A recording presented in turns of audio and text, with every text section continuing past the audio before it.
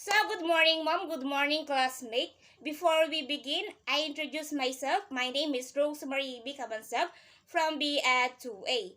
And my report is the RA 10665, or also known as the Open High School System Act, established by Benigno Aquino III under his administration. So, an act establishing the open high school system in the Philippines. The Republic Act No. 10665 seeks to provide more learners access to secondary education through the open learning. So, the objective is to provide opportunity to all elementary graduates, high school dropouts, and successful examinees of the Philippine Educational Placement Test or PET to complete secondary education.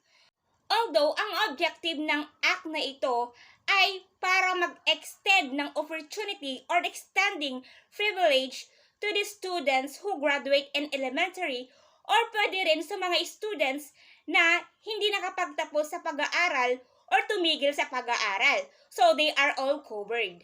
So, what is the Open High School Program or OHSP? So, it is an alternative mode of secondary education for both public and private school that uses distance learning. It caters learning who are unable to attend regular class program due to physical impairment, work, financial difficulties, distance of home to school, and other justifiable and legitimate reason. Now, just like example guys, today, we are now conducting a new normal classes or a new normal situation. So, it is for those students who have these difficulties in physical impairment, work, financial difficulties, distance of home to school. So, due to the new normal or virtual classes, it is helpful or useful for them because instead of going to school, they are using their gadget. Though we are also still adjusting new normal setup because of the pandemic.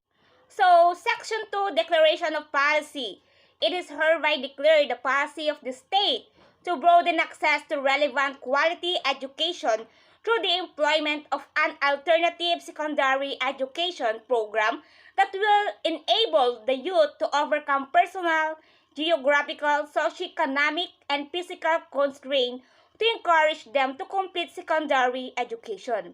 So, sa Section 2, dinideclared na dapat lahat ng mga estudyante na nakapagtapos sa elementarya or tumigil sa pag-aaral ay mabigyan ng pagkakataon para sa ganun is ma-access nila yung education na kailangan.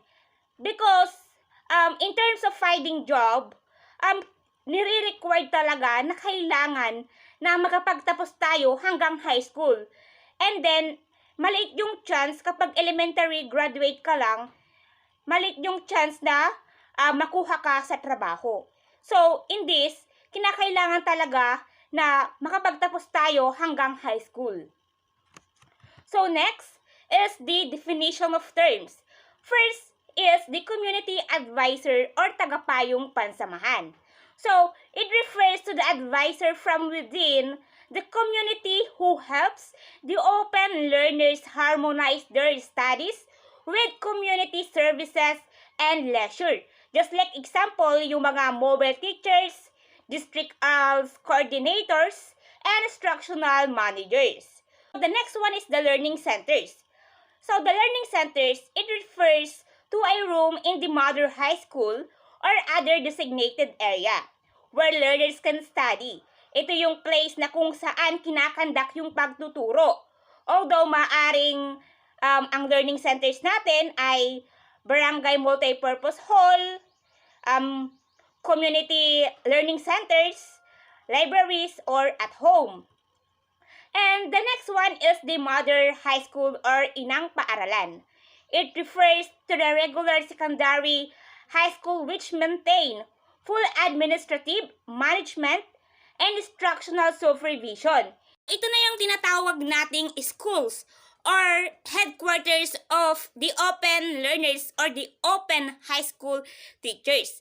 As well as, this is the Center for Enrollment, Evaluation, face-to-face direction, and coordinator of different learning center in the community. So the next one is the open high school teachers. It is the regular secondary school teachers of the mother high school na kung saan sila na yung in charge of direct instruction to evaluate learners' progress. And then the next one is the open learning. It refers to the philosophy of learning that is learner-centered and flexible, enabling learners to learn at the time, place, and pace which satisfy their circumstances and requirements. Ito na yung mga learners na under face-to-face classes na nakaka-attend sila on time. So, the next one is the resource person or gurong kadluan. It refers to a resource person with specialized skills in practical or industrial subject. If we familiar sa ALS, isa rin na tinuturo nila kung paano gumawa ng bulaklak na gamit yung dyaryo or beads na pwede nilang ibenta. So, in this, natutulungan yung mga learners natin para kumita and to adapt ng skill and knowledge na rin. So, the next one is the teacher advisor or gurong tagapatnubay.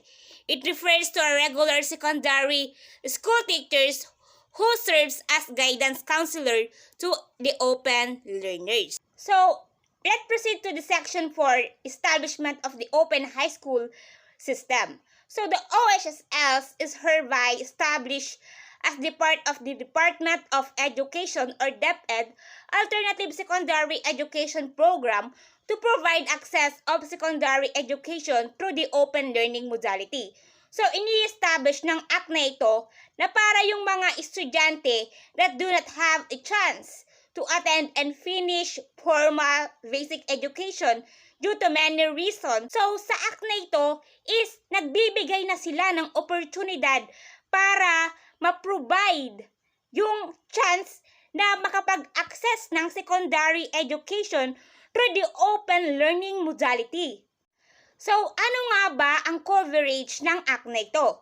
This act shall apply to public secondary educational institution authorized to practice open learning through self-instruction materials, multi-channel learning, and school-family community partnership, as well as other such institution that shall be authorized as qualified implementers of the OHSS.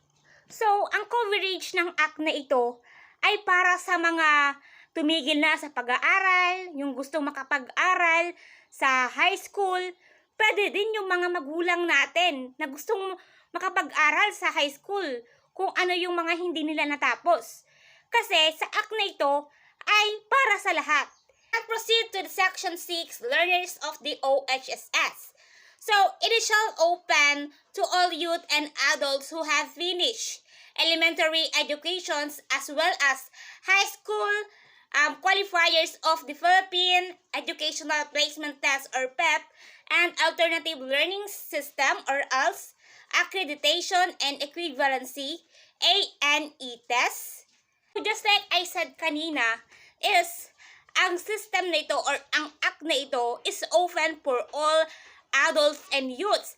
Maging may asawa ka man, may mga anak ka, magulang ka man, or hindi ka man nakapagtapos sa pag-aaral noon, is open lahat dito. So, let's proceed to the section 7, administration and function. So, the DepEd shall administer the OHSS.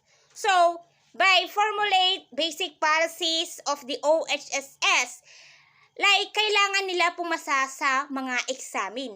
O just like sa alternative learning system, syempre, kailangan nila pumasa doon sa pagsusulit para sa ganun is maaari na silang pumunta sa high school. Let's proceed to the section 8, curriculum content. So, the OHSS shall adopt the K-12 Enhanced Basic Education Curriculum using the standard and learning competencies of different subjects areas of the program. So, sa K-12 system was signed into a law with the passage of the Enhanced Basic Education Act of 2013 under RA 10533 and gives students sufficient time to master skills and absorb basic competencies and also competence in the global jobs. So, napaka-useful talaga ng act na ito kasi hindi lang sa mga alternative learning system natin sa PEP or sa E&E test, kundi inadapt na rin ng OHSS ang K-12 Enhanced Basic Education Curriculum. So in this, alam naman natin kung bakit inadapt ng OHSS ang K-12 Enhanced Basic Education Curriculum. Kasi gusto nila na maging competence tayo in a global job and nagbibigay ng learning sufficient time to master skills and absorb basic competencies ang mga estudyante. Under Section 9, Personal Recruitment and Incentives, the open high school teachers and teachers advisor who shall render service under the OHSS shall be enlisted from those who are currently teaching in the mother high school that is implementing the program. Although, kailangan talaga na yung mga magtuturo is currently teaching in the mother high school that is implementing the program. So, alangan naman na yung magtuturo sa ating mga estudyante is yung nasa library or nasa guidance counselor. So, dapat ang magtuturo sa ating mga open learners is yung mga teacher natin na kasalukuyan na nagtiteaching o nagtuturo. And under the Section 10, Training of Teaching Staff, the DepEd shall be responsible, for the training of the open high school teachers, teachers advisors, and community advisors. So in this training of teaching staff, what it means? So in this, na kailangan yung DepEd, yung responsable para sa training sa mga open high school teachers, teachers advisors, and community advisors. And then under Section 11, Establishment of Learning Centers. Every divisions of the DepEd shall establish learning centers in the authorized mother high school located in their jurisdiction. So nasabi naman kanina kung saan in-establish ang learning centers natin. Maaring sa community learning centers, sa library, or at home, and sa ating multi-purpose hall. So, kailangan na talaga is may place na kung saan kinakandak natin ang pagtuturo. So, under Section 12, Private Sector Participation. So, private educational institution may establish their own privately funded learning centers following the standards and criteria provided for in this act for the OHSS, subject to the approval of the DepEd. So, kailangan talaga na makipag-negotiate tayo, dapat may funded. Kailangan may pondo. Kasi hindi naman tayo gagawa ng proyekto, magkakandak ng pagtuturo kung wala tayong pondo. Di ba napakahirap ng walang pondo? Kasi kailangan dito ng mga materials natin sa pagtuturo, yung mga materials na gamitin ng mga estudyante, kung module man yan or ano pa.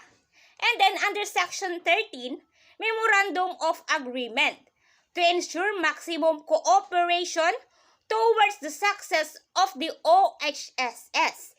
In this, kailangan talaga ng kooperasyon ng bawat isa. So before I end this discussion, thank you for listening and participation in this morning. Thank you!